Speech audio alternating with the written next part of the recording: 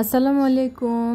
আজকে আমি আপনাদেরকে চটপটি কিভাবে ফার্স্ট টু লাস্ট তৈরি করে আমি দেখাচ্ছি। দেখুন, এখানে 1 কেজি চটপটির ডাল নিয়েছি, নিয়ে ভিজিয়ে রেখেছি 8 ঘন্টার জন্য। এই যে ভেজানো হয়ে গেছে। এখন আমি এখানে 1 কেজি ডাল, চটপটির ডাল, এখন লবণ দিয়ে আমি সেদ্ধ হতে দিয়ে দিলাম।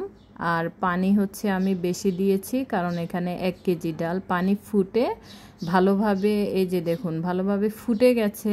আর পানি কিন্তু আমি রাখবো, কারণ চটপটিতে একটু পানি রাখা লাগে।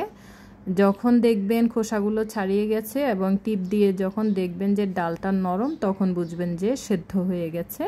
যে 3টা আলু দিয়েছিলাম, ওই 3টা আলু হচ্ছে আমি ম্যাশ করে লাস্ট পর্যায়ে দিয়ে দিলাম।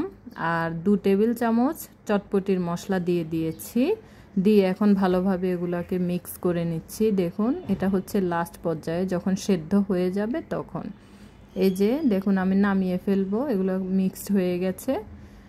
এই যে বাটিতে নিয়ে নিলাম চটপটির ডাল। এখন চটপটির মধ্যে দেওয়ার জন্য ধনেপাতা, কাঁচামরিচ, ডিম আর হচ্ছে তেঁতুলের টক আমি নিয়েছি। আর তেঁতুলের টকটা কিন্তু আমি ঘরে বানিয়েছি। লবণ অল্প 1 চিমটি, বিট লবণ অল্প 1 চিমটি, চিনি আর একটু মরিচের গুঁড়ো দিয়েছি ভালো লাগার জন্য। আপনারাও এভাবে বানিয়ে নেবেন। আর এখানে হচ্ছে ফুচকার ঠোঙা দিয়ে তারপরে আপনারা চটপটিটা খাবেন। আমার মিস্টেক হয়ে গেছে, আপনাদেরকে ফুচকার ঠোঙাটা দেখাতে পারিনি, সরি। সব কিছু দিয়ে দিয়েছি।